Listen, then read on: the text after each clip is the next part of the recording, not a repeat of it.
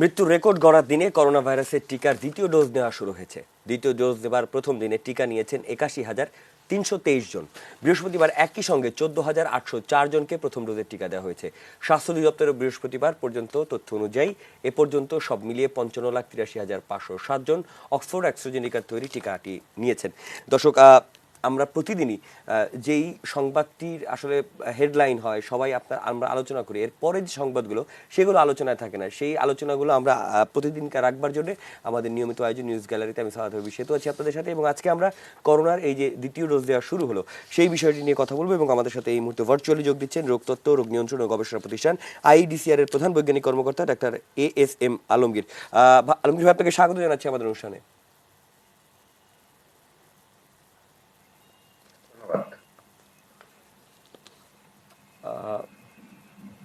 আলমগীর, আপনি নিশ্চয়ই আমাকে শুনতে পাচ্ছেন? ধন্যবাদ। হ্যাঁ, শুনতে পাচ্ছি। জি। এই যে প্রথম দিন শুরু হলো দ্বিতীয় ডোজ টিকা দেবার, টিকা নিয়ে মানুষের মধ্যে একটা সংশয় ছিল। আপনার কাছে এই যে দ্বিতীয় ডোজ টিকাটি শুরু হলো, এটির আসলে যদি আপনি একটু সার্বিক একটু আমাদেরকে বুঝিয়ে বলতেন যে কারা পাচ্ছেন এই টিকাটি। মানে অবশ্যই যারা প্রথম ডোজ নিয়েছেন তারাই পাচ্ছেন, অগ্রাধিকার কিভাবে দেওয়া হচ্ছে আর কি। এখন আসলে অগ্রাধিকারটা হচ্ছে যে আপনি যদি প্রথম টিকা দিয়ে থাকেন, আমরা 7ই ফেব্রুয়ারি যখন টিকা দেওয়া শুরু করেছিলাম, তখন থেকে সেইভাবেই পর্যায়ক্রমে এখন আপনি যদি 7 তারিখে বা 8 তারিখে দিয়ে থাকেন তাহলে আজকে আপনি টিকা পেয়েছেন। এইভাবে পর্যায়ক্রমিক ভাবে 2 মাসের টিকার পরপর আপনি SMS পাবেন, এবং আপনার নির্দিষ্ট কেন্দ্রে যেখানে আপনি আগে টিকা দিয়েছেন সেই টিকাদান কেন্দ্রে গিয়েই আপনাকে টিকা নিতে হবে। তবে 2 মাস পরে যে আপনার প্রত্যেককে একটা ডেট দেওয়া হয়েছিল, আসলে 1 মাস পরে থেকে আমাদের একটা ডিসিশন ছিল যে আমরা 4 সপ্তাহ পরে দিব। পরবর্তী যে পর্যায়ে যখন এটা 8 সপ্তাহ ডিসিশন হয়, এবং সেই অনুযায়ী আমাদের ডাটাবেজে যেহেতু আপনারা যারা প্রথম টিকা দিয়েছেন এখন পর্যন্ত প্রায় 55,80,000-এর উপরে, তারা প্রত্যেকেই টিকা পাবে, এবং সেটা 8 সপ্তাহ পরে সেই অনুযায়ী প্রত্যেককেই নির্দিষ্ট কেন্দ্র থেকে SMS করা হবে, এবং SMS পেলেই আপনি নিকটস্থ টিকা কেন্দ্রে গিয়ে আপনার টিকা কার্ডটি নিয়ে যাবেন এবং ন্যাশনাল আইডি কার্ড নিয়ে যাবেন। সাথে গেলেই আপনি SMS টি দেখালে আপনাকে দ্বিতীয় ডোজ টিকা দিয়ে জি। দেওয়া হবে, এবং দ্বিতীয় ডোজ টিকা সম্পন্ন হলেই কিন্তু আপনি ভ্যাকসিন কার্ডের SMS টিও পেয়ে যাবেন। জি। আমি আমার এই প্রশ্নটি ছিল আসলে, সবাই জানতে চাচ্ছেন, অনেকে আসলে নিবন্ধন করেছেন যারা প্রথম ডোজ নিয়েছেন, অনেকের কাছে আসলে SMS টি আসেন। প্রথমে 4 সপ্তাহ বলা হয়েছিল, পরে 8 সপ্তাহ হয়েছে। বিশ্ব স্বাস্থ্য সংস্থার অবশ্যই গাইডলাইন রয়েছে। এই যদি মেসেজ না আসে একজন সাধারণ টিকা আগ্রহী যিনি টিকা নিতে চান, তার মধ্যে তিনি কি করবেন আসলে? না, এখানে যেটা হচ্ছে যে আমরা চেষ্টা করছি যে সবাইকে আসলে SMS করার জন্য, কিন্তু এরকম হয়তো দু একজন মিস হতে পারে। আপনার যদি 8 সপ্তাহ হয়ে যায়, অর্থাৎ আপনি যদি ফেব্রুয়ারির 11 তারিখে নিয়ে থাকেন, আপনার যদি এপ্রিলের 11 তারিখে বা 12 তারিখে SMS না আসে, আপনার নিকটস্থ টিকা কেন্দ্রে চলে যাবেন, গিয়ে আপনি টিকা দিতে পারবেন। আচ্ছা, মানে এটার জন্য আবার মানে মেসেজ দেখানোর দরকার হবে না? না, না, তখন আপনাকে ভ্যাকসিনেশন কার্ড নিয়ে যেতে হবে, যে কার্ডটি আপনার কাছে এখনই সংরক্ষিত আছে। সেটা নিয়ে যাবেন, এবং আপনার একটা ন্যাশনাল আইডি কার্ড যেটা দিয়ে আপনি টিকা দিয়েছেন দেখিয়ে সেটা নিয়ে যাবেন, নিয়ে গেলে আপনি টিকা দিতে পারবেন।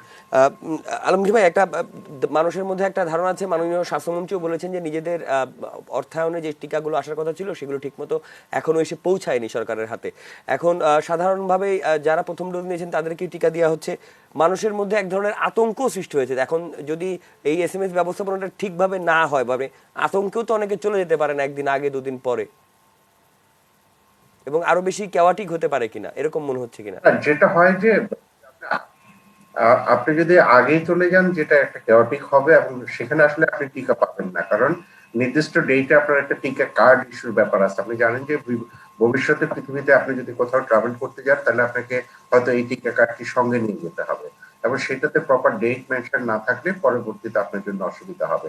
আতঙ্কিত হওয়ার কিছু নাই, আমাদের কাছে এখনো দ্বিতীয় ডোজের জন্য 42 লাখের বেশি টিকা সংরক্ষিত আছে, এবং এই কার্যক্রম মে মাসের মাঝামাঝি পর্যন্ত আমরা চালাতে পারবো।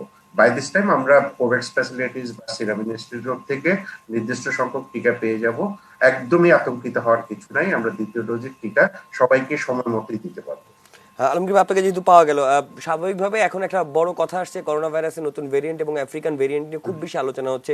অনেক কিছু হয়তো বা সত্যও না, মানুষ ভয়ে আতঙ্কে এক ধরনের ফেসবুকের অনেক কথা বিশ্বাসও করে ফেলছে। আসলে আফ্রিকান ভেরিয়েন্ট যেটার কথা বলা হচ্ছে সেটা আসলে বাংলাদেশে কি পরিমাণ এসেছে বলে আপনার মানে কি পার্সেন্টেজে রয়েছে, আসলে সেটা কি ওরিড করার মানে এমনি যে মৃত্যুর সংখ্যা তাতে তো আমরা সবাই ওরিড হয়েছি, কিন্তু মানে আমরা আরো বেশি আতঙ্কিত হতে যাচ্ছে কিনা মানুষ? না,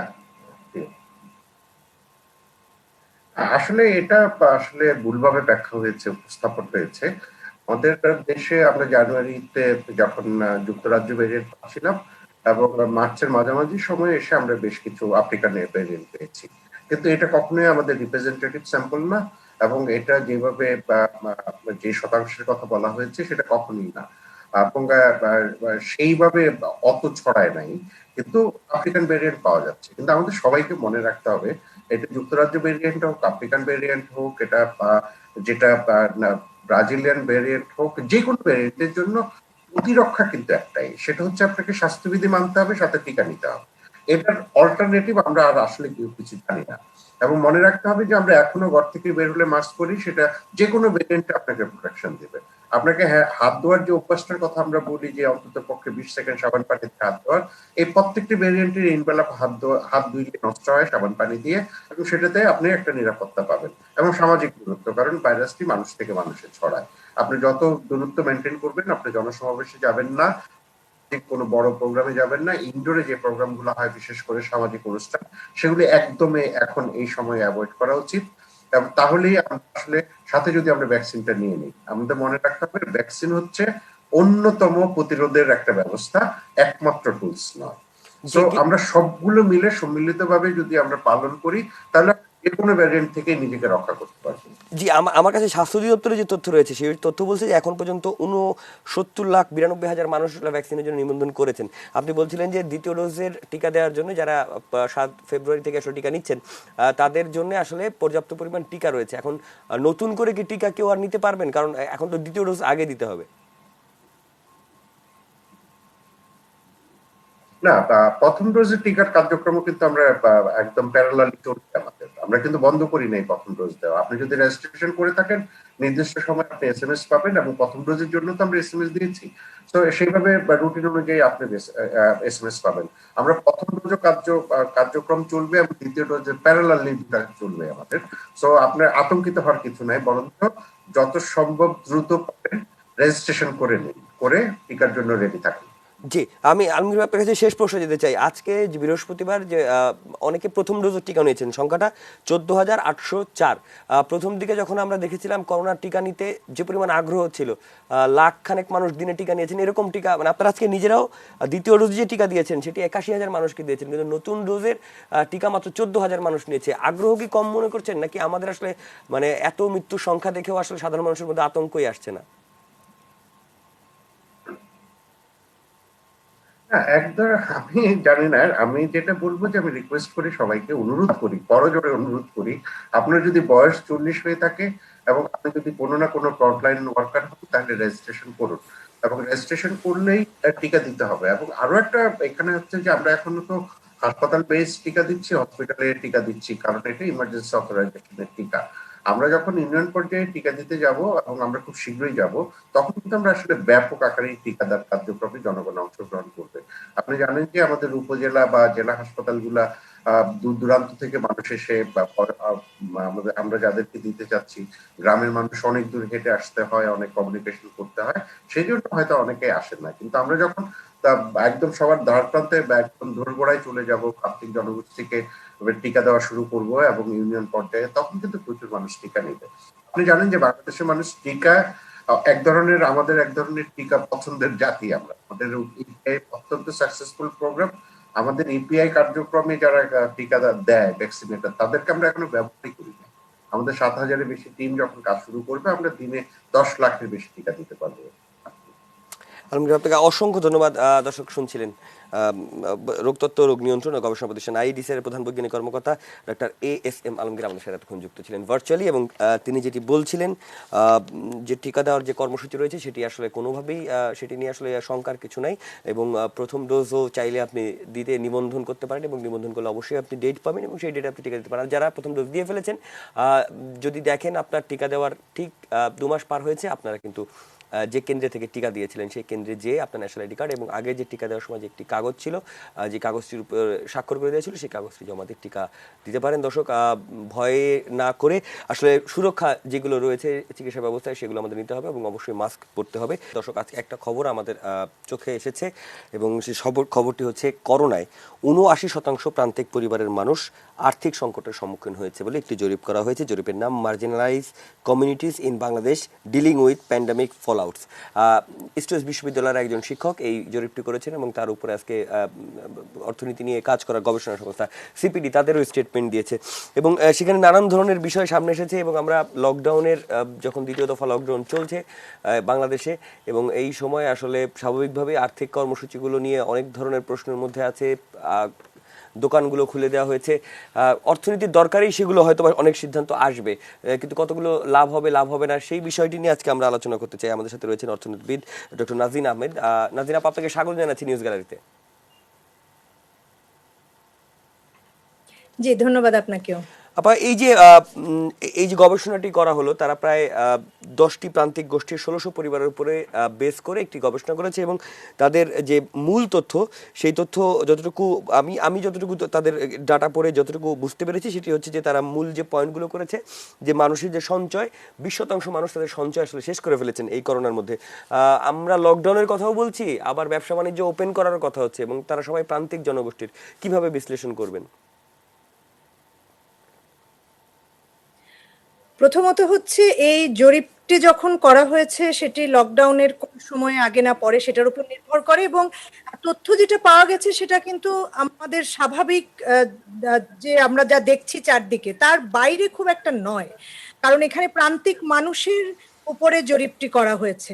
অবশ্যই করোনাতে সবাই সমানভাবে ক্ষতিগ্রস্ত হননি, কিন্তু একটা বড় অংশ প্রান্তিক মানুষ কিন্তু সমস্যায় পড়েছে এবং সেটাই এই জরিপে উঠে এসেছে। এবং শুধু এই জরিপ কেন, গত বছর বাংলাদেশ পরিসংখ্যান ব্যুরো তারাও কিন্তু একটা জরিপে দেখেছিল যে করোনার কারণে মানুষের আয়ও কমে গেছে, ব্যয়ও কমে গেছে, কিন্তু আয় যতখানি কমেছে ব্যয় ততটি কমেনি। তার মানে কি, মানুষের সঞ্চয়ে হাত পড়েছে, তাদেরকে নানান জনের কাছ থেকে ঋণ করে চলতে হচ্ছে। এটা কিন্তু তখনও পরিসংখ্যানে দেখা গিয়েছিল এবং সরকারও এটার অ্যাওয়্যার, এবং এই কারণেই বিভিন্ন রকম প্রোগ্রাম, অন্য কিছু। এখন প্রশ্ন এসেছে যে একদিকে লকডাউন, অন্যদিকে খুলে দেওয়া, কিন্তু তার আগেও প্রশ্ন করতে হবে, যদিও আমি চিকিৎসক নই, কিন্তু চিকিৎসকদের মুখে যা শুনছিলাম সেটা হচ্ছে 7 দিনের লকডাউন দিয়ে কি আমরা ভেবেছিলাম যে, বা ভাবছি যে সেটা স্বাস্থ্য ঝুঁকি অনেকখানি কমিয়ে ফেলবে। ধরেন লকডাউন যদি পুরোপুরিও কার্যকর হতো, একেবারে খুব লকডাউন যেরকম সেরকম, তারপরেও কি এই 7 দিনের লকডাউনে ঝুঁকি কমতো? ডাক্তাররা বলছেন না, বিশেষজ্ঞদের যাদের দেখছি, এমনকি যারা উপদেষ্টা হিসেবে বা পরামর্শক হিসেবে কাজ করছেন সরকারের বিভিন্ন পলিসিতে, তারাও কিন্তু বলেছেন। তাহলে এই লকডাউনটা আমার কাছে এটা এক ধরনের প্রতীকী বিষয়। এটা আমি পার্সোনাল মতামত দিচ্ছি, যে আমাদেরকে মনে করিয়ে দেওয়া যে করোনা এখনো চলে যায় নাই, সুতরাং আমাদেরকে সাবধান হতে হবে। সত্যিকার অর্থে এখন একটা দীর্ঘমেয়াদী লকডাউনের চাপ সামলানোর যে ঝুঁকি, সেই ঝুঁকিটা বাংলাদেশের অর্থনীতির নেওয়া উচিত হবে বলে আমি ব্যক্তিগতভাবে মনে করি না। আমি মনে করি বরং আমাদেরকে কঠোরভাবে স্বাস্থ্যবিধি মেনে চলার মাধ্যমেই মানে এই বিষয়টাকে মোকাবেলা করা উচিত।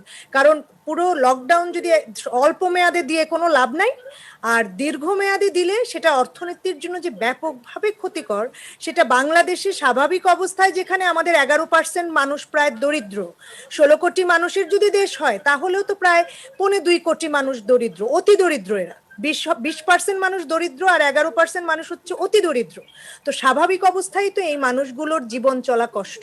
কাজে সেই অবস্থায় আসলে লকডাউন ভালো হলো না মন্দ হলো কি হলো না, সেই জায়গার চেয়ে প্রথম কথা হচ্ছে 7 দিনের লকডাউন দিয়ে ঝুঁকি কমানো যেত না। আর বড় লকডাউন লকডাউনে যাওয়ার মতো অবস্থায় আমরা এখন নাই। আমরা ভালো করছি, অর্থনীতি অনেক কিছু মোকাবেলা করছি, কিন্তু করোনা আমাদেরকে বড় চ্যালেঞ্জে ফেলেছে বিশ্বের অন্য দেশের মতোই। এই বাস্তবতা আমাদের মানতে হবে। জি। আজকে এই এই এই জরিপটা আপনারা যখন সঞ্চয় ভাঙার কথা বলছিলাম তখন আমাদের কাছে এই তথ্যটি ওই ওই জরিপে তুলে ধরা হয়েছে যে আসলে যারা প্রান্তিক জনগোষ্ঠীর মানুষ আছেন তাদের আসলে তারা যে ঋণ করে ফেলেছেন সেটি আসলে শোধ করতে তাদের সময় লাগবে। এমন সময় আজকে অর্থমন্ত্রীর কাছে আসলে ব্যবসায়ীদের শীর্ষ 12টি সংগঠন তারা বলেছে যে তারা যে সরকারের প্রণোদনা প্যাকেজের মধ্যে রয়েছে, যে 23টি প্রকল্প প্রণোদনা প্যাকেজের মধ্যে রয়েছেন, সেখান থেকে তারা যে অর্থটি নিয়েছেন সেই অর্থের যে ঋণ, সেই ঋণটি তারা একটু দেরিতে দিতে চান। মানে সব দিক দিয়েই আসলে একটা চাপের মধ্যে সরকার পড়তে যাচ্ছে, মানে আর্থিকভাবে। আর এই পরিমাণ ঋণের বার্ডেনও তো সরকারের জন্য অনেক বড় হবে। যে সেই কারণেই বলছিলাম যে lockdown cannot be a solution না। ধরেন ওকে। যারা ঋণ নিয়েছে সে ফেরত দিবে কেমন করে? তাকে তো ব্যবসা করতে হবে, বিক্রি করতে হবে। তো ব্যবসা বাণিজ্য যদি আমি করতে না পারি তাহলে তো আমি সরকারকে অর্থ ফেরত দিব কি করে? এবং সবচেয়ে বড় কথা হচ্ছে তারা না হয় বলতে পারেন যে আমি দেরিতে দিব, কিন্তু দেরিতে দিলেও ফেরত তো দিতে হবে, এটা তো ঋণ। এবং সেই জায়গায় এটা হচ্ছে যারা প্রণোদনার অর্থ পেয়েছেন তাদের কথা। আরেকটু ভেবে দেখেন যে সেই মানুষদের কথা যারা আনুষ্ঠানিক খাতে নাই, কারণ প্রণোদনার অর্থ বেশিরভাগই গেছে হচ্ছে ব্যাংকের মাধ্যমে, তো এনজিওর মাধ্যমে, স্পেশালাইজড প্রতিষ্ঠানের মাধ্যমে কিছু গেছে, কিন্তু সেইটা দিয়ে যত বেশি প্রান্তিক মানুষ ক্ষতিগ্রস্ত তাদের পুরোটা কিন্তু কাভার করা সম্ভব হয়নি। এটা এমন না যে সরকারের এটা দোষ, কারণ আমাদের সক্ষমতার তো একটা ব্যাপার আছে। আমাদের তো সব দিকে, আমার স্বাস্থ্যতেও দিতে হবে, রাস্তাঘাটেও দিতে হবে, কর্মসংস্থানেও দিতে হবে, সামাজিক নিরাপত্তা কর্মসূচিতেও দিতে হবে। কাজেই আমার তো বুঝতে হবে যে আমি কোথায় কতটুকু দেবো। সেই জায়গা থেকে সবাইকে কাভার করা যাচ্ছে না প্রণোদনা দিয়ে। এবং সেই কারণেই যারা প্রণোদনার বাইরে রয়েছেন তাদের অবস্থা ভাবেন, যে তারা কিছুটা ঘুরে দাঁড়ানোর চেষ্টা করছিলেন। আমি অনেক নারী উদ্যোক্তাকে জানি যারা এই সামনে বৈশাখ ঈদকে ঘিরে তাদের অনেক পণ্যের পসরা সাজিয়েছেন। এখন তারা যদি বিক্রি করতে না পারেন তাহলে তাদের পুঁজির অবস্থা চিন্তা করেন। এবং সেই জায়গা থেকে আসলে অনেকেই মনে করেন যে জীবনটা আগে বাঁচাই তারপর জীবিকা। আমাদের যাদের হাতে কিছু পয়সা আছে, আমাদের লাক্সারি আছে এই কথাটা বলার, যে আমি জীবনটা আগে বাঁচাই পরে জীবিকা। কিন্তু অনেকের এই দুটোর মধ্যে আসলে তারা ফারাক খুঁজে পান না। তাদের কাছে বিষয়টা হচ্ছে আমাকে করোনার আঘাতে আমি আঘাতপ্রাপ্ত হব না দারিদ্র্যের কষাঘাতে। তো ওই জায়গাতে আমাদের চিন্তা করতে হবে বিষয়টা। এবং আমি মনে করি অর্থমন্ত্রী সেইভাবেই আসলে চেষ্টা করছেন যে তার পলিসিগুলা ডিভাইস করতে। জি, অর্থমন্ত্রী কথা আসছিল স্বাভাবিকভাবে। অর্থমন্ত্রী আজকে যে ব্যবসায়ীদের সাথে বসেছেন সেটি আসলে বাজেটকে সামনে রেখেই, এবং ম্যাক্সিমাম ক্ষেত্রে আসলে ট্যাক্স ছাড় চাবেন এবার, গতবারও সেটি হয়েছিল। এবং এটি খুব স্বাভাবিকও বিষয় এরকম একটা ব্যবসায়িক মন্দা কিংবা একটা মহামারীর সময় যেতে গেলে। এইবার অর্থমন্ত্রীর জন্য আবারও একটা করোনা প্যান্ডেমিক, মানে ফেব্রুয়ারিতে তো আমরা খুব রিল্যাক্স ছিলাম, বা আমাদের সবার মধ্যে এক ধরনের রিল্যাক্সনেস আসছিল যে আমরা মনে হয় মোটামুটি উতরে গেলাম। তো বাজেট তো সামনে চলে এসেছে এবং অর্থমন্ত্রী অলরেডি ব্যবসায়ী বড়দের সাথে কথা বলা শুরু করেছেন। এবারের বাজেটটা গত বছরের বাজেটটার থেকেও আরো বেশি ক্রুশাল হবে কিনা, আরো বেশি কঠিন হবে কিনা? নিশ্চয়ই এবার এবার অনেক বেশি কঠিন, এই কারণে যে আপনি যেটা বললেন যে প্রণোদনার অর্থগুলো তো যাদের কাছে গেছে, তো এইটুকু গেছে সেটা তো ফেরত আসার এখন সময় ছিল, কিন্তু ইনস্টলমেন্ট গুলা কিন্তু তারা সেই ব্যবসাটা এখনো করে উঠতে পারেননি। হয়তো পেরে যেতেন যদি এই দ্বিতীয় ধাক্কাটা না আসতো। এখন এই দ্বিতীয় ধাক্কাটা কতদিন থাকবে? বলা হচ্ছে যে ভ্যাকসিনেশন সেকেন্ড ডোজ যারা পাবেন তারও 21 দিন পর থেকে হয়তো একটা জনগোষ্ঠী যারা ভ্যাকসিন পেয়েছেন তাদেরও 80% মতো বলা হচ্ছে ইমিউনিটি গ্রো করবে। তার মানে কি? তার মানে করোনা কিন্তু আমাদের সহজে ছেড়ে যাচ্ছে না। সেই কারণেই মাননীয় অর্থমন্ত্রীর জন্য একটা বড় চ্যালেঞ্জ এবারের বাজেট। এবং সেই বাজেটে আমি মনে করি তার একটা বড় জায়গা থাকবে চ্যালেঞ্জের, যে ব্যবসা বাণিজ্যকে চালু রেখে কর্মসংস্থানটা যেন থাকে। কারণ সবকিছু কিন্তু পুরো অর্থনীতি দান খয়রাতে চালানো যাবে না। কর্মসংস্থান সৃষ্টির মাধ্যমে বা কর্মসংস্থান রাখার মাধ্যমে মানুষের কাছে অর্থ পৌঁছাতে হবে। তো সেই জায়গাটা যদি করতে হয় তাহলে পাবলিক এক্সপেন্ডিচার বা বিভিন্ন সরকারি যেসব ব্যয় সেটাও অব্যাহত রাখতে হবে, এবং তার সাথে সাথে কর্মসংস্থান সৃষ্টির যে সরকারের প্রকল্প আছে সেগুলো চালু রাখতে হবে। এবং এখানে অবশ্যই অবশ্যই আমাদেরকে নতুন ধরনের আমি বলবো যে প্রণোদনা প্যাকেজ ডিভাইস করতে হবে। জি, নাজির আপা, আপনি অনেকদিন ধরেই গবেষণা আছেন এবং আপনার সাথেও আমাদের আসলে প্রচুর ফিল্ডে দেখা হয়। আপনার কাছে একটা মজার প্রশ্ন আছে আমার। এই প্যান্ডেমিকের সময় দুইটা বড় বড় চেম্বারের, মানে বাংলাদেশের ব্যবসা বাণিজ্যের বড় বড় চেম্বারের দুইটা নির্বাচন হলো এবং নির্বাচন হওয়ার প্রক্রিয়া আছে। একটা বিজেপির নির্বাচন হয়ে গেছে, সেটাতে নতুন সভাপতি পাওয়া গেছে, এফবিসিসিআই নির্বাচন সামনে। এই ধরনের ধরেন, আমি বলতেছি না স্বাস্থ্য সচেতনতার ঝুঁকির প্রশ্ন না, আমার কাছে প্রশ্ন হচ্ছে যে এই ধরনের নতুন নেতৃত্ব কি এরকম একটা নতুন মহামারী যুগের সময় আসলে ইম্প্যাক্ট রাখবে কিনা, তাদের চিন্তা ভাবনাগুলা নতুনদের একটা আলাদা বুস্ট আসবে কিনা, আপনি মনে করেন কিনা? কারণ তারা তো সমস্ত ব্যবসায়ীদের সাথে আসলে কমিউনিকেট করে। দেখুন, আমি যেটা মনে করি, যে কোনো নতুন নেতৃত্ব শুরুর দিকে তারা একটা চমক দেখানোর চেষ্টা করে। Okay. যে কোনো নতুন নেতৃত্ব চেষ্টা করে যে আমি এই মুহূর্তে সবার মনোযোগ আমার দিকে থাকবে, আমি কি করছি, কিভাবে পলিসি নিচ্ছি, শুধু তাদের একটা এফার্ট থাকে। সেই জায়গা থেকে আমি মনে করি নিশ্চয়ই তাদের একটা প্রচেষ্টা থাকবে। তবে একথাও ঠিক যে এই নতুন নেতৃত্ব যখন দায়িত্ব নিচ্ছেন তখন অর্থনীতি একটা দ্বিতীয় দফা চ্যালেঞ্জের মুখে। এই কারণে যে গত বছর যখন আমরা চ্যালেঞ্জে পড়েছি তখন কিন্তু মানুষ স্বাভাবিক অবস্থা থেকে একটা চ্যালেঞ্জে পড়েছি। অর্থাৎ আমার কিছু সঞ্চয় ছিল ধরেন, বা ব্যবসা বাণিজ্য স্বাভাবিক চলছিল, সেখান থেকে আমি একটা ক্রাইসিসে পড়েছি। এখন তা থেকে আমরা একটু উঠে আসার চেষ্টা করছিলাম, এখন আবার আমরা একটা ক্রাইসিসের মুখে। এইবার কিন্তু আর আগের মতো আমার সঞ্চয় অবস্থা নাই। যেমন ধরেন বড় আপনি বললেন প্রতিষ্ঠান, যদি আমি তৈরি পোশাক খাত ধরি, তৈরি পোশাক খাতে আমরা বড় বড় ব্যবসায়ী অবশ্যই দেখি। আমাদের প্ল্যাটিনাম ক্যাটাগরির ফ্যাক্টরি আছে, বড় 16,000 20,000 ওয়ার্কারের ফ্যাক্টরি আছে। But at the same time আমাদের কিন্তু বেশিরভাগ ফ্যাক্টরি হচ্ছে ক্ষুদ্র ও মাঝারি তৈরি পোশাক খাতের মধ্যেও। কারণ তৈরি পোশাক খাতের সংজ্ঞা অনুযায়ী যে ফ্যাক্টরিতে 1,000-এর কম শ্রমিক সেটা কিন্তু মাঝারি ফ্যাক্টরি। তাহলে একমাত্র 1,000-এর উপরে শ্রমিক হলেই আপনি সেই ফ্যাক্টরিটাকে বড় ফ্যাক্টরি বলবেন, যেটা তৈরি পোশাক খাতে মোটামুটি 26-27 ভাগ ফ্যাক্টরি হচ্ছে বড়। তাহলে এই তৈরি পোশাক খাতের ভেতরেও কিন্তু ক্ষুদ্র মাঝারি উদ্যোক্তা আছেন, যাদের 100 জন শ্রমিক, 200-500 জন শ্রমিক, সেটাও কিন্তু আছে। কাজেই তারাও কিন্তু সবাই এক অবস্থায় নাই। এখন এই নতুন নেতৃত্বকে অবশ্যই ওই জায়গায় ভাবতে হবে, তারা সবাই মিলে অনেক বড়, কিন্তু তাদের ভেতরে কিন্তু ক্ষুদ্র উদ্যোক্তা আছেন, ক্ষুদ্র ব্যবসায়ী আছেন, মাঝারি উদ্যোক্তা আছেন। আমি মনে করি নতুন নেতৃত্বের সবচেয়ে বড় চ্যালেঞ্জ হবে যে তাদের এই বৃহৎ প্রতিষ্ঠানের মধ্যে যারা ক্ষুদ্র মাঝারি উদ্যোক্তা আছেন তাদেরকে কি করে তারা টিকিয়ে রাখবে। নাজনীন আপা, সরকার করোনা দ্বিতীয় ঢেউ মোকাবেলা করার জন্য 572,09,27,000 কোটি টাকার একটা বরাদ্দ ঘোষণা করেছে এবং যেখানে সারা দেশে ভিজিএফ আওতার সূচি 64 জেলায় বৃদ্ধি করার ব্যাপারে বলা হয়েছে এবং প্রায় 100 কোটি টাকা উপজেলা পর্যায়ে তাৎক্ষণিক খাদ্য সহায়তা হিসেবে বরাদ্দের ব্যাপারটি বলা হয়েছে। প্রান্তিক জনগোষ্ঠীর আসলে এবার লকডাউনের আগে, গতবার যেমন লকডাউনের আগে অনেকগুলো প্রস্তুতির ব্যাপার ছিল সাধারণ মানুষকে ব্যাপারে, এবার লকডাউনটা একবারে মানে একেবারেই 2 দিন 3 দিনের নোটিসে শুরু হয়ে গেছে এবং আমরা সেটা দেখতে পেরেছিলাম।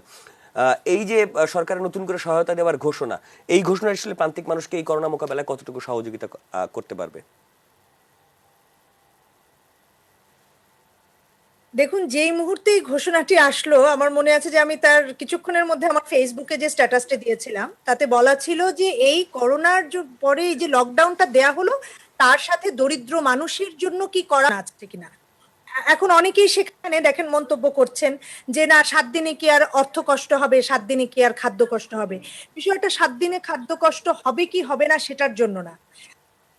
যার দিন এনে দিন খায়, হয়তো তার সামান্য সঞ্চয় নিশ্চয়ই আছে, তার হয়তো 7 দিনে উনি একেবারে অনাহারে পড়ে যাবেন তা নয়, কিন্তু সেই মানুষটি যদি ওরকম একটা ঘোষণা না শোনে যে তিনি বিপদে পড়লে তার যেমন আগের বার ছিল একটা ফোন নাম্বার দেওয়া ছিল যে আপনি এই নাম্বারে ফোন দিতে পারবেন, ফোন কেউ দিবে এমন কথা না, বাট ওই ভরসার জায়গাটা খুবই দরকার। কারণ এই মুহূর্তে প্যান্ডেমিক এবং সেই প্যান্ডেমিক জনিত যে অর্থনৈতিক চাপ, তাতে কিন্তু ব্যবসায়ীরা চাপে আছেন একটা বড় অংশ। আর ক্ষুদ্র উদ্যোক্তারা যেমন চাপে আছেন, আবার সাধারণ মানুষও চাপে আছে যে কি জানি হচ্ছে, তিনি যে জায়গায় চাকরি করেন সেই চাকরিটা তার থাকবে কিনা, সেই ব্যবসাটা বন্ধ হয়ে যায় কিনা। ফুটপাতে যিনি ব্যবসা করছেন তিনি ভাবছেন আমি লোকজন না পেলে বিক্রি করব কোথায়। এই জন্য এবারে কিন্তু লকডাউনের সময় আমরা সেরকম ঘোষণা দেখিনি। এখন হতে পারে আসলে লকডাউন না, হ্যাঁ, সেটাও হইতে পারে। জি, আমি শুনতে পাচ্ছি আপা।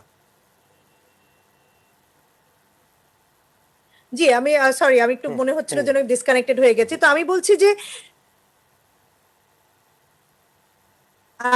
লকডাউনের স্বরূপ দেখে মনে হয় যে আসলে এটা যেহেতু পুরো লকডাউন হবে না, তো ধরেই নিয়েছে যে আসলে মানুষ অত সমস্যায় পড়বে না, সুতরাং ওই ঘোষণা হয়তো দরকার নেই। আমার কাছে এরকম মনে হচ্ছে। এই কারণেই আমার মনে হয় যে আসলে 7 দিনের লকডাউন দিয়ে ঠিক করোনার ঝুঁকি কমানোর চেয়ে বরং এই 7 দিনের লকডাউন দিয়ে মানুষকে আবার চোখে আঙুল দিয়ে দেখিয়ে দেওয়া যে আমরা নিজেরা, আমি সহ আমরা নিজেরা অনেক দায়িত্বহীন কাজ করি, এটা আসলে আমাদেরকে আজকের এই অবস্থায় ঠেলে দিয়েছে। এবং আমাদেরকে আসলে আমাদের জায়গা থেকে দায়িত্বটা পালন করতে হবে, আমাদেরকে সচেতন হতে হবে যতদিন না পর্যন্ত আমরা 100% বা একদম 99% পর্যন্ত করোনা মুক্ত হতে পারি।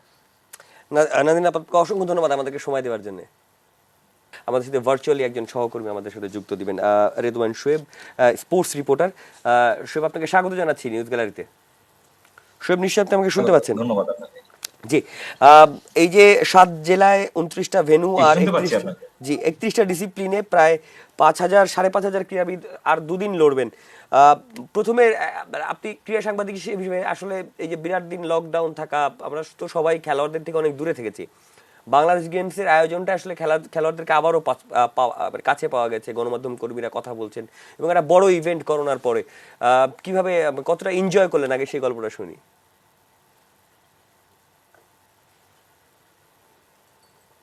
এনজয় বলতে আসলে যেহেতু করোনার মাঝেই একেবারে করোনার ভর করোনা বলা যায়, যে একেবারে ভরা মৌসুম বলা যায় করোনার এই মুহূর্তে। আপনি জানেন যে প্রতিনিয়তই কিন্তু রেকর্ড হচ্ছে করোনা শনাক্ত এবং মৃত্যুর হারে।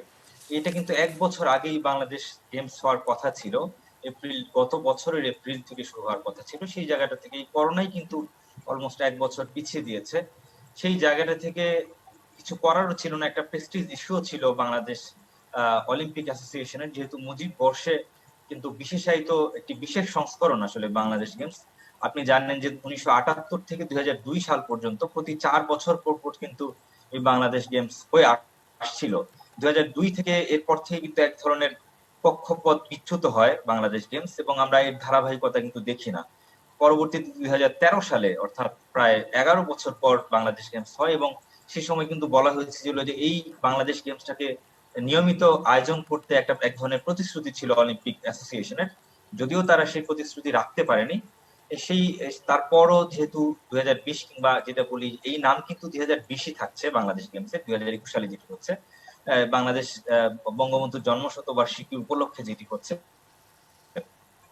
তো লক্ষণীয় বিষয় হলো যে যার জন্য 1 বছর পিছিয়ে গেল, সেই করোনাই কিন্তু খুব বাজেভাবে আঘাত হানছে বর্তমানে। এবং খেলার কথা যদি বলি বা ইভেন্টের কথা যদি বলি, আমরা গেমস বলতে যেটা বুঝি যে একসাথে একটা ব্যাপক পরিসর হয়। আপনি যদি অলিম্পিকের কথা বলেন, biggest show on earth Olympic games বা এশিয়ান গেমস কিংবা এসএ গেমস, গেমস বলতেই কিন্তু এক ধরনের ব্যাপকতা কিংবা বিশালতা বোঝায়। সেই জায়গাটা থেকে বাংলাদেশ গেমস অবশ্যই, আপনি নিশ্চয়ই জেনে থাকবেন যে বাংলাদেশ ঢাকার মধ্যেই, ঢাকা সিটির মধ্যে যতগুলো জাতীয় স্টেডিয়াম রয়েছে, আপনি যদি সুইমিং এর কথা বলেন, বঙ্গবন্ধু স্টেডিয়ামের কেন্দ্রিক যতগুলো স্টেডিয়াম রয়েছে তার আশেপাশে, সেই স্টেডিয়াম গুলো কিন্তু প্রত্যেকটাতেই প্রতিনিয়ত সেই 1 থেকে 10 তারিখ পর্যন্ত, 1 থেকে 10 এই সময়টাতে কিন্তু বাংলাদেশ গেমস চলে আসছে। এবং আসলে খুব বেশি কিছু করারও ছিল না। যখন নাকি লকডাউনটা হয় তার কিছুদিন আগে শুরু হচ্ছিল, সেই জায়গাটা থেকে অলিম্পিক অ্যাসোসিয়েশনের ব্যাক করার কোনো উপায় ছিল না, এটা অবশ্যম্ভাবী ছিল আসলেই। এবং আপনি এটাও জানেন যে যদিও লকডাউন হচ্ছে, কিন্তু অনেক কিছু কিন্তু এই মুহূর্তে শিথিলতার পর্যায়ে রয়েছে। আমরা বাস গণপরিবহন ছেড়ে দিয়েছে, এর আগে শোয়েব, আমি একটু জানতে চাই, বছরের মতো লকডাউন হয়নি। আমি একটু জানতে চাই যে 31টা ডিসিপ্লিনের খেলা হচ্ছে, এইসব ডিসিপ্লিনে গত বছর বা গত আসরে যারা চ্যাম্পিয়ন ছিল তার অনেকগুলোই আসলে চেঞ্জ হয়েছে। আমি মনে হয় যদি ভুল না করি তাহলে দৌড়ে আমরা সেনাবাহিনীর কাছে এবার স্বর্ণ দেখি নাই, নৌবাহিনী খুব সম্ভবত স্বর্ণ পেয়েছে, দ্রুততম মানবের অ্যাওয়ার্ডটা এসেছে, আবার সেনাবাহিনীর কাছে অনেক অ্যাওয়ার্ড থেকে গেছে, নতুন নতুন ইভেন্ট এসেছে। সেই চেঞ্জগুলো কেমন দেখলেন, বা নতুন নতুন প্লেয়াররা আসলে কতটুকু দেখলেন?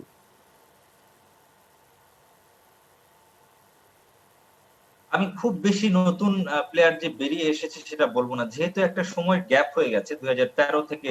সেটা যদি কন্টিনিউয়াসলি হতো, বাংলাদেশ গেমস যদি প্রতি 4 বছর পর পর হতো, সেক্ষেত্রে এক ধরনের সেই ধারাবাহিকতায় বলা যেত যে পরিবর্তন আসছে কিংবা আসেনি। যেহেতু একটা বড় গ্যাপ হয়েছে, পরিবর্তন আসাটা অস্বাভাবিক নয়। কিন্তু তারপরও আপনি যেটা বলছিলেন যে সেনাবাহিনী নৌবাহিনীর কিছু পরিবর্তন, আপনি যদি নারী স্প্রিন্টে দেখেন, সেই শিরিনী কিন্তু 2013 সালে বাংলাদেশ গেমসে যিনি ছিলেন, সেই নারী স্প্রিন্টার, তিনি কিন্তু এই বাংলাদেশ গেমসেও তার আধিপত্য ছিল এবং তিনি শিরোপা জিতেছেন এবং তিনি 200 মিটার স্প্রিন্টে রেকর্ডও করেছেন।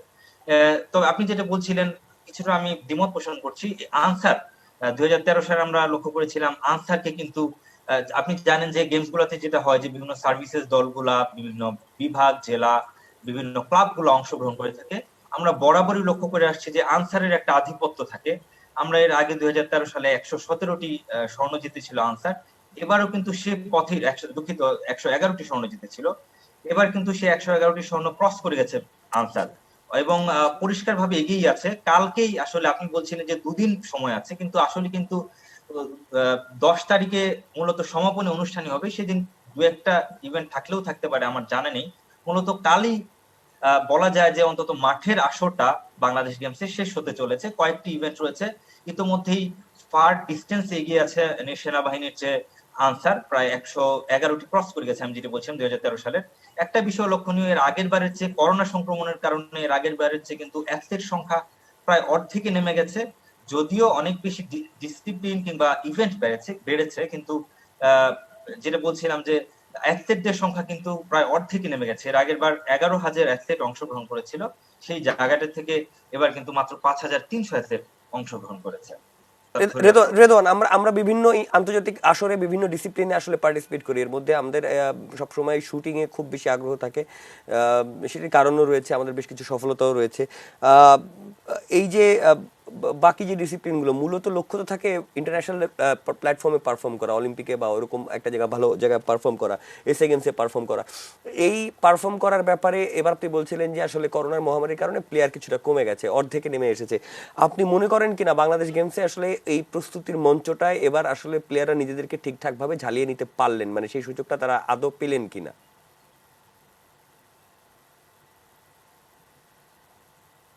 এটা নিয়েও আসলে প্রশ্ন থেকে যায়। এই করোনা কিন্তু এই বাংলাদেশ গেমসকে সামনে রেখে তাদের প্রস্তুতিতেও একটা বড় ঘাটতির জায়গা তৈরি করেছে।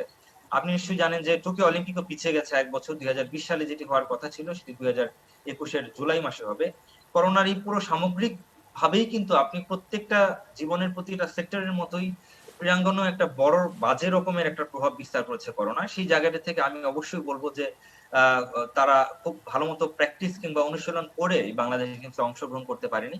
এবং যদি আমি টোকিও অলিম্পিকের কথা বলি, আপনি শুটিং এর কথা বলছিলেন কিংবা অন্যান্য ইভেন্ট কতগুলো রয়েছে যেগুলোতে আসলে বাংলাদেশের সম্ভাবনা থাকে। বাংলাদেশ তো আসলে ভূপ্রকৃতিগত ভাবেই কিছু ইভেন্টে কখনোই ভালো করতে পারে না যদি খুব বেশি গড গিফটেড না হয়ে থাকে। আপনি নিশ্চয়ই স্প্রিন্টে বাংলাদেশের কাছ থেকে আশা করা উচিত হবে না। আমাদের যে ফুড হ্যাবিট কিংবা ভূপ্রকৃতিগত ভাবে আমাদের যে দৈহিক গড়ন, সেটার সাথে কিন্তু স্প্রিন্ট কিংবা দৌড়ের কথা যদি বলি বা সাঁতারের কথা যদি বলি, সেটা কিন্তু যায় না। আমাদের কিছু স্পেসিফিক করতে হবে আসলে, যে এই এই ইভেন্ট কিংবা এই এই ডিসিপ্লিন গুলো আমরা ভালো করতে পারি, আমাদের ভালো করার জায়গা রয়েছে। সেই জায়গাগুলো যদি আমি বলি, আপনি শুটিং এর কথা বলছিলেন, আর্চারিতে বাংলাদেশ ইদানিং কালে বেশ সাম্প্রতিক সময়ে বেশ ভালো করছে। আমি রোমান্স আনার কথা বলতে পারি। এই কিছু ইভেন্ট রয়েছে, এগুলোতে বাংলাদেশের ভালো করার একটা জায়গা রয়েছে। সেই দেরিতে হলেও বাংলাদেশ কিছুটা বুঝতে পেরেছে যে, বা কর্তৃপক্ষ যারা রয়েছে বা ফেডারেশন যারা রয়েছে, কিছু এই গেমস গুলাতে ভালো করার যেহেতু সুযোগ রয়েছে এই ডিসিপ্লিন গুলাতে, এগুলোতে কিন্তু জোর দেওয়া উচিত। আমি তারপরও বলবো যে এই করোনাকে সঙ্গী করেই, কারণ যতটুকু অবস্থা দৃষ্টে মনে হচ্ছে যে অলিম্পিক গেমসটা কিন্তু হবে, এবং বাংলাদেশের যারা বড় বড় অ্যাথলেট রয়েছেন তারা কিন্তু বাংলাদেশ গেমসটাকে একটা প্রস্তুতির, অলিম্পিকের প্রস্তুতির মঞ্চ হিসেবে দেখছেন। সেই জায়গাটা থেকে অবশ্যই, যেহেতু অলিম্পিক গেমস যতটুকু জানতে পারছি বা বুঝতে পারছি আমরা এখনো পর্যন্ত, যে বদ্ধপরিকর জাপান বা টোকিও অলিম্পিক গেমস করার জন্য, সেই জায়গাটা থেকে অবশ্যই বাংলাদেশের যারা যে ফেডারেশন গুলো রয়েছে, আমি যদি স্পেসিফিক করে এই ফেডারেশন গুলোকে, যে শুটিং এর কথা আমরা বলতে পারি, গলফের কথা বলতে পারি, সিদ্দিকুর রহমান তিনি ভালো করছিলেন একটা সময়। তারপর আর্চারির কথা বলতে পারি, আর্চারির রোমান সানা কিন্তু তিনি, আমরা সাধারণত যেটা হয় যে অলিম্পিক কিন্তু হোয়াইট কার্ড নিয়ে যেতে হয় অ্যাথলেটদের, আমরা কিন্তু একেবারে ডিরেক্ট বা ডাইরেক্ট কোয়ালিফিকেশন আমাদের হয় না। আর রোমান সানা আর্চার যিনি রয়েছেন তিনি কিন্তু ডাইরেক্ট কোয়ালিফিকেশন করেছেন। সেই জায়গাটা থেকে তাদের জন্য করোনা থাক কিংবা যে অবস্থাতেই থাকুক, তাদের যারা ঠিকঠাক মতো, তারা যেন নার্সার এই সময়টা, যতটুকুই সময় রয়েছে জুলাই পর্যন্ত, আমাদের হাতে খুব বেশি সময়ও নেই আসলে অলিম্পিক গেমসের জন্য, যতটুকু সময় রয়েছে তাদের নার্সিং এ যেন কোনো ধরনের ঘাটতি না হয় ফেডারেশন গুলোর, অবশ্যই সেদিকে নজর রাখতে হবে। কারণ আমাদের কিন্তু বড় বড় আসরগুলোতে আমরা যতই জাতীয় পর্যায়ে ভালো করি না কেন, বড় আসরগুলোতে গিয়ে কিন্তু আমাদের একেবারে হিটেই, আমরা যদি স্প্রিন্ট বলি কিংবা সুইমিং বলি কিংবা হ্যান্ডবল ভলিবল বলি, আমাদের একেবারে হিটে বাদ পড়তে হয়। তো সেই স্পেসিফিক কিছু আর্চারি বা শুটিং এর কথা বলছিলাম, এগুলোর এগুলোর পরিচর্যা বা এদের অনুশীলন কিন্তু সারা বছর চালিয়ে নিয়ে যাওয়া উচিত, সে জি যে অবস্থাতে থাকুক, জি করোনা থাকুক কিংবা যে কোনো রেদান বিভাগীয় রেদান বা জেলা আপনাকে পর্যায় অসংখ্য থেকে। ধন্যবাদ। আপনার কথা শুনতে আমার খুবই ভালো লাগছে, কিন্তু আসলে আমি আশা করি দর্শকদেরও শুনতে ভালো লাগছে, কিন্তু আমার কাছে একদম সমানে। আপনাকে ধন্যবাদ আমাদের সাথে যুক্ত হওয়ার জন্য। দর্শক, কথা হচ্ছিল বাংলাদেশ গেমস নিয়ে। কাল রেতন আমাদেরকে যেটি জানালেন, আমাদের স্পোর্টস ইমো সেই অনুষ্ঠানে কভার করবে। আমাদের স্ক্রিনে অবশ্যই সেই খবরগুলো আপনাদের জন্য থাকবে। কালকেই আসলে বাংলাদেশ গেমসের মূল যে খেলার যে পরিসর, সেটি আসলে মোটামুটি শেষ হবে। পরশুদিন তো আসলে ক্লোজিং সেরেমনি, সেটি দেখা অবশ্যই দেখবেন। আর দর্শক, নিউজ গ্যালারির আজকের আয়োজন এখানেই শেষ করতে হচ্ছে, এবং প্রতি রাতের মতো আজকেও বলে যাই, শুভরাত্রি বলবার আগে আপনি যখন প্রয়োজনে ঘর থেকে বের হচ্ছেন, প্রয়োজন ছাড়া অবশ্যই বের হবেন না। যে প্রয়োজনে আপনি বের হচ্ছেন, বের হওয়ার সময় আপনি বারবার সাবান পানি দিয়ে হাত ধোন। যেখানেই যান, এটি খুবই অল্প পয়সায় আপনি করতে পারবেন। আপনার কাছে যদি হ্যান্ড স্যানিটাইজার থাকে, তাহলে হ্যান্ড স্যানিটাইজার বারবার ব্যবহার করুন, এবং অবশ্যই অবশ্যই অবশ্যই মাস্ক পরুন।